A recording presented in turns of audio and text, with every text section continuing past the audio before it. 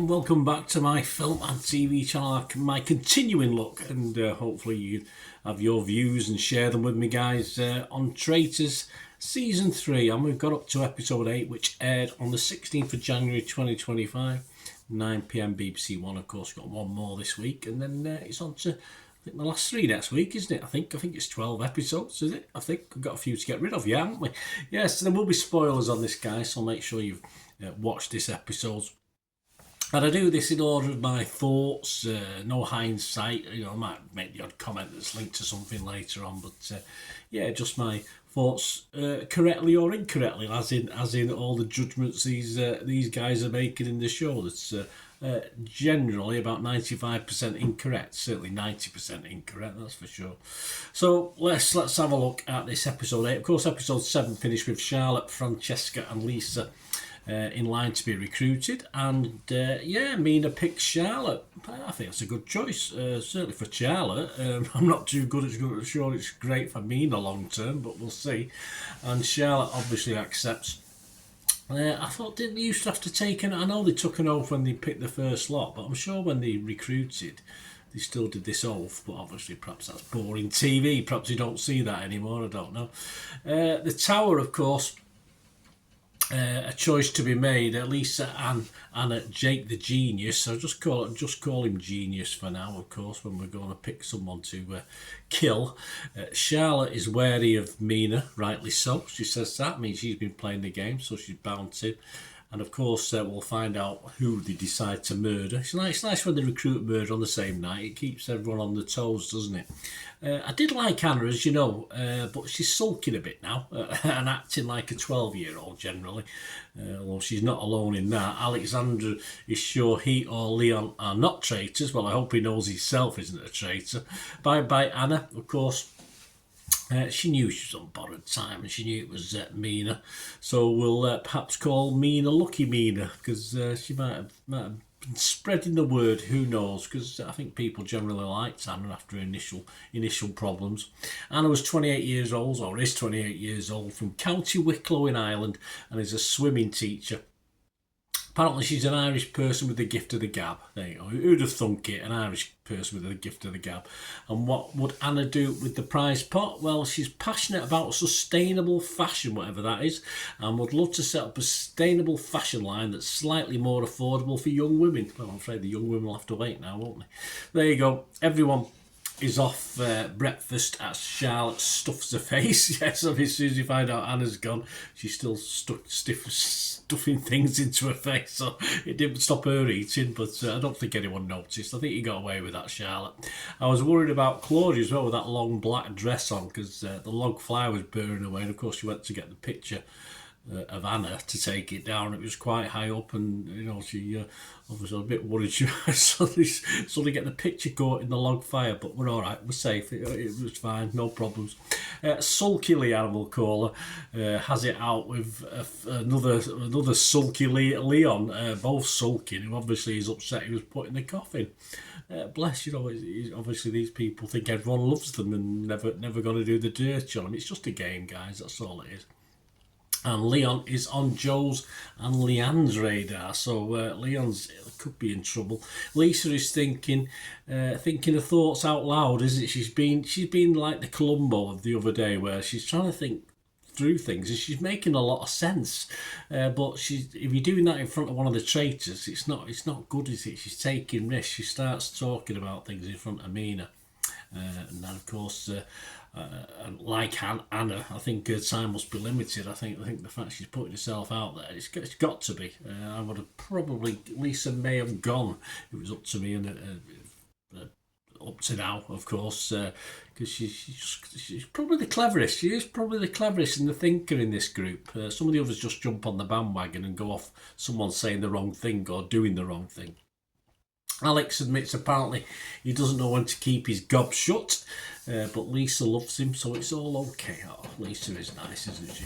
Freddie on Leon because he did not exit the coffin correctly. That's what I'm saying. They come up with all these stupid reasons to suspect someone of not acting quite correctly, like tying up the boat the other day when someone got done for that. Also, Alex seems to be high on the list as well. He's not going to escape from this, is he? The mission Child's Play, of course, backwards to frontwards nursery rhymes. Good fun. There's 5 in the woods, of course, 6 in the castle, and the traitors decide to both stay in the castle. Wouldn't it not been better to split? It's a choice. There's for and against, I think, on both options. Genius, of course, gets a shield and tells 3 of the 5, but not Alexander, as he doesn't, the other 3 of the other 4 in his group, but not Alexander, as he doesn't trust. I mean, he doesn't trust the only faithful with firm evidence that he is a faithful, which is Alexander, and no one, and even Alexander's not defended himself, so I won't bang on about it. I'm just a bit confused as to why it wasn't picked up on at the death match, the fact that Alexander, who was a traitor, it was just luck, and of course with a pack of cards of who picked what. So I don't understand that. I mean, you could sort of think Leon could be the traitor, because of course he could have just then killed Folsier at the end and no one would have known. But Leon was there when Alexander picked the life card. I'm just confused. So he knows he's not the traitor, because obviously it's just how it works. So of course it's just odd. It's just odd that traitor. That thing that if he'd been the last, if he'd been Leon, then yeah, I'll fully understand it. But I'm a bit confused by that anyway. Anyway, we'll move on from that. So anyway, Genius got the shield. Round table prize fund increased by 7,500. Alex and Leon are really getting the heat just prior to the round table. It used to be rude to wear headwear indoors. So obviously Alex, I think Leon doesn't always, but he certainly did tonight. Alex and Leon need to be kicked out because it's just ungentlemanly. It's just very, very rude to wear headwear inside. Of course, then Leon stumbles, doesn't he? That big gob he's talked about. His mum says he's got a big gob, and he agrees. And Whiny Joe, which we call him, don't we? For fun. No offence, Joe. But Whiny Joe is on him like a fly on poop, isn't he? There's only room for one genius, stupid Whiny Joe. Well, Whiny Joe, yeah. I mean, he's just nowhere near, mate. But hopefully he was trying to get a little bit of the genius trademark of Jake, who proved anything but, of course, in this one. As the word is spread on Alex, oh dear, it gets around very, very quickly. We can't wait to run and tell the others. He slipped up. Oh, I've caught him out. Anyway, but it serves him right for wearing that hat, doesn't it? That cap. The round table is now 48,500 prize fund for the team. Whiny Joe, of course, goes straight for Alex, who has to defend himself from a lot of them who jump on, and I thought he tried to defend himself as best he could, but when you're trying to defend against illogical reasons, it's really, really difficult. Lisa is on to Charlotte and Mina, so there you go. But, in theory, that getting rid of her could spell trouble for them, but of course I didn't know what was going to happen in the tower, did I, in a minute, but we'll get on to that. But in the end, she picks on Leon. So she had the 2 traitors in her mind, Lisa, but she convinced herself because of other people saying Leon. I think she just went with the crowd at the end of the day. And Mina was very, very quiet. Charlotte got a little bit of a word in, but Mina was very quiet round the round table, which is not a particularly bad thing as long as she doesn't do it all the time. Like the vote itself, of course, Lisa and Charlotte voted for Leon. Alex voted for Freddie, and all the others voted for poor Alex. Yeah, Freddie, genius, or not so genius with this one, of course. Alexander, Mina, Hannah, Leon, Francesca and Joe all went for Alex, and it was bye-bye Alex. And that lovely cap. So there you are. Let's see, if you're rude to people, they'll kick you out, and that's what happened, because that's just good enough reasons as anyone else they're coming up with, isn't it? So there you go, on to the next. Traitor watch, I think, with these traitors as they get ready to go to the tower. I think these are good. There's a question marks, especially Lisa is proving her Columbo-type workings out, and if she's the only one who's latching on really in finding reasons for it rather than just making things up. Of course, Mina And Charlotte have been mentioned by others, but say it's Lisa who seems to be working this one out.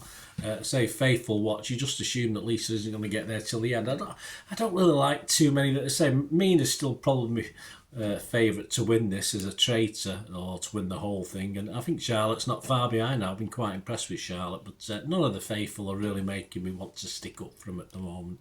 Genius, of course, afterwards is now on to Frankie.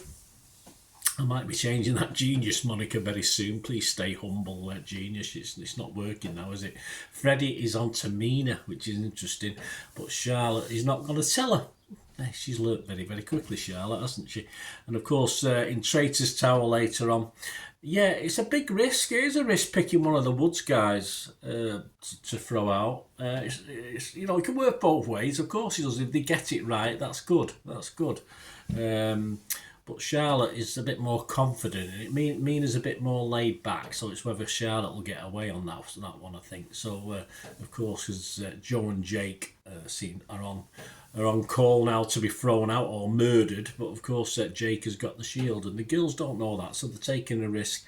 And of course, killing Lisa. They did say it wouldn't backfire on them because, you know, but didn't she name them both at the round table for me? So I mean, I'm a bit confused as to why they think killing Lisa is okay, because she's, you know, there's no link to our two traitors.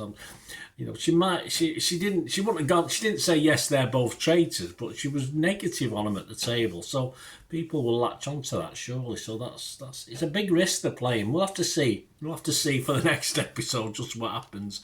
Just another good episode. My summing up, traitors are fairly comfortable at the moment, which I think is leading them to make the odd mistake or two, especially that picking Joe, Jake and Lisa. There's certainly a couple of those I probably wouldn't have gone near with a barge pole, but or all three at this point. I would have killed Lisa before she said what she said at the round table. After that, I wouldn't.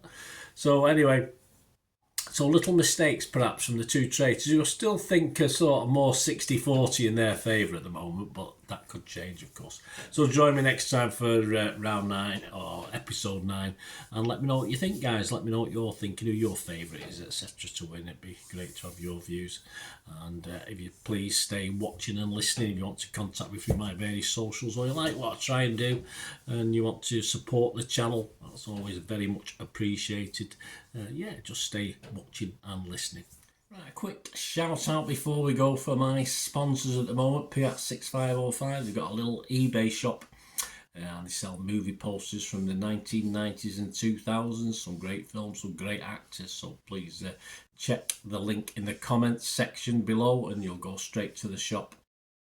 I dispatch everything between 24 and 48 hours, so if you see anything there you want to order it, you can also mention my name. I mean, they are sponsoring me, so I do my little deal as well, so you can get 10% off if you buy anything. Just mention me, just say Bernard sent you, and they'll give you a 10% reduction on your order price. My thanks to Piat6505. If you're interested in sponsoring the channel yourselves, guys, supporting the channel by sponsorship, just let me know. My socials are on screen there, so just contact me about that and we can have a chat. Other ways to help me out, guys, if you watch the ads, if the ads on this YouTube ads, that helps in a very little way, but it all helps. It all, you know, watch the pennies and pounds look after themselves, they say, don't they? Or the pennies or the 10p's look after themselves. But if you watch the ads or follow the links on the ads as well, that's always a nice way to support the channel. If you sort of hang on for it. I've done that. I watched other people's and followed the ads, just something I fancied, which does happen from time to time. Of course, you can support me by pushing that subscribe button as mentioned earlier, and that of course pressing the button so you know when these vlogs are coming out. And of course I'm always interested in your opinions, and of course if you can give us a like, that'd be wonderful as well. So thanks for watching, guys. Hopefully I'll join you very, very soon with something else. Until we meet again, I'll never ask one thing, don't I? Please stay safe, everyone. Bye for now.